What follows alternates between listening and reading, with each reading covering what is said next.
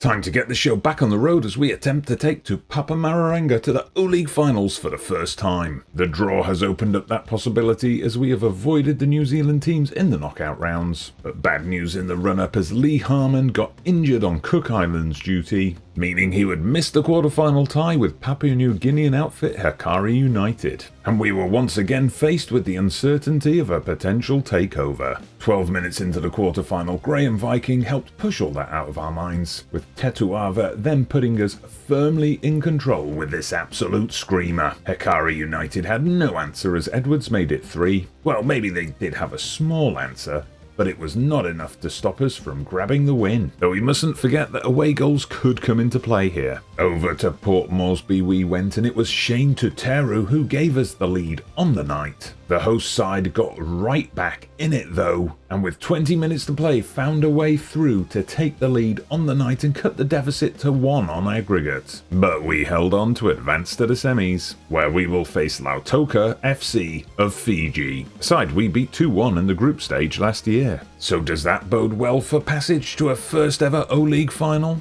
Well, maybe, as in Fiji for the first leg Jake McCoy gave us a lead. But a fairy tale win was not to be as Lautoka equalised in stoppage time. Still, your second reminder of this episode that away goals are in play, so we'll take a score draw. We thought we had the lead in the return game as Koiatu put the ball in the back of the net, but he was called back for offside. We survived a couple of close calls as the Fijian side sought the advantage, but we held firm, eventually getting our reward as Tuankana blasted this shot off the underside of the crossbar. I think it's still vibrating now. That goal was enough to send us into the final, where we will once again face Auckland City. They have beaten us quite easily in all 3 of our meetings so far, but can we finally beat them when it really counts? I told the boys in the team meeting to enjoy the occasion, that the pressure was off. But in truth, it was on, especially as Auckland City were hosting the game. And it did not take long for us to crumble as 12 minutes in, the quick passing of the hosts opened up space for their star Korean striker Kim Young-jun to score. It got worse as Kyrgyz defensive midfielder Dushobakov was unmarked at the back post for number 2. I mean, when they are able to bring in signings like that from the top Asian leagues, how can we compete?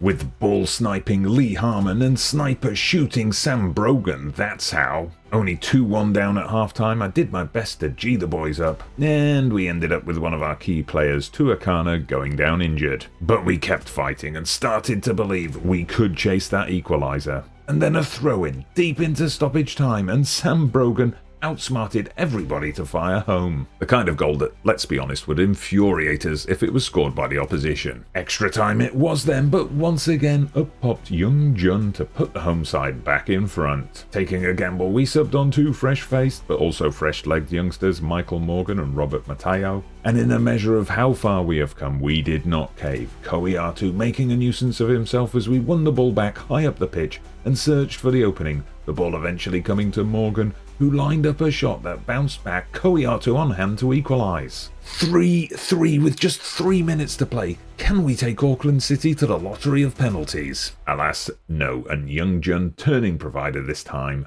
firing in a low cross for Gillian, and then just moments later completing his hat-trick, as Auckland beat us 5-3 after extra time and lifted the trophy yet again. I mean, we were close. So close that I think that effort deserves a subscribe. Our OFC Champions League run over, we turned our attention to the international sphere and the upcoming Pacific Games. Finally, after over 3 years of friendlies, the Cook Islands would be back in competitive action, but who would we play?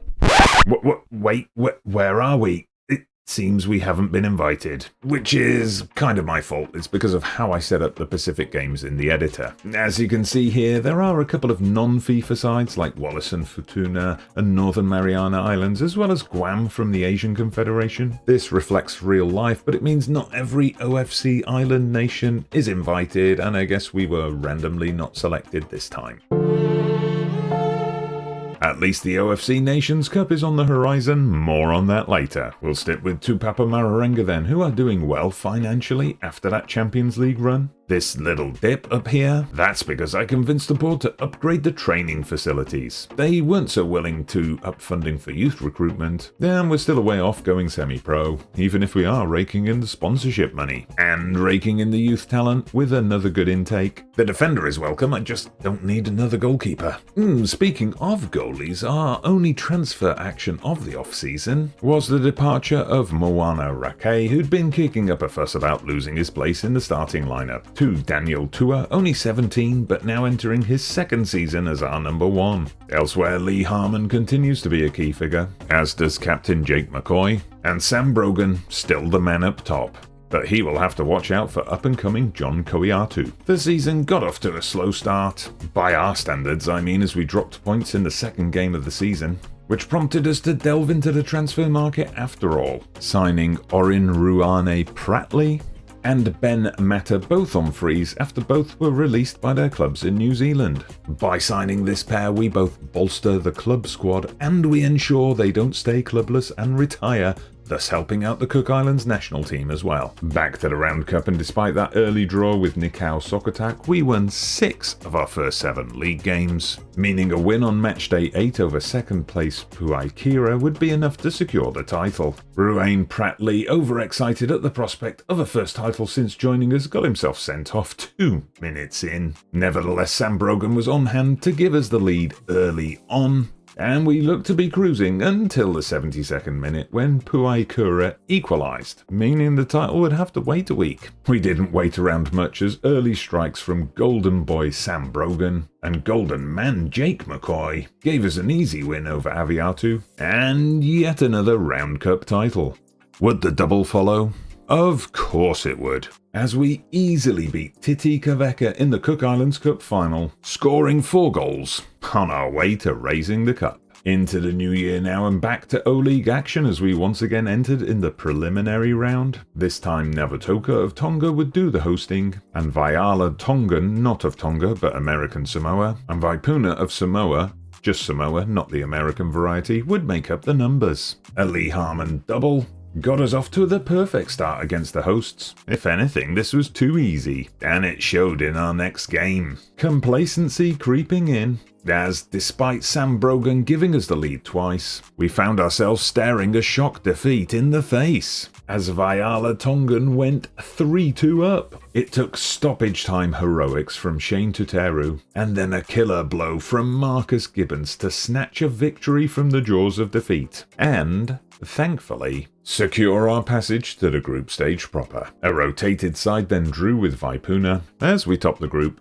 The group stage draw would see us up against Auckland City once again, but as we would play them last, we had a chance to secure passage to the knockouts in our opening 2 games. All started well against JS Bako of New Caledonia, fullbacks Edwards and Reich Mahaman giving us a lead before half-time, and the man Sam Brogan extending it just after the break. A second half JS Bako strike, not enough to make a difference, as we opened with a win. A similar start against Honiara City of Solomon Islands as Edwards got the early goal. Our opponents equalised just before the half-hour mark, but Jake McCoy had us back in front moments later, and even sent us 3-1 up as we approached half-time. But the break did not come quickly enough as the Solomon Islanders pulled one back and then levelled the scores in the second half with no late twists from either side to come. An action-packed draw that left us needing a point or results to go our way ahead of that final game with Auckland City. It did not look good as we conceded a first half penalty. Although, come on referee, what was all that about? But goalkeeper Tua won't face many easier spot kicks than that in his career. We would go into the half-time break behind, however, as Auckland City proved simply too good for us.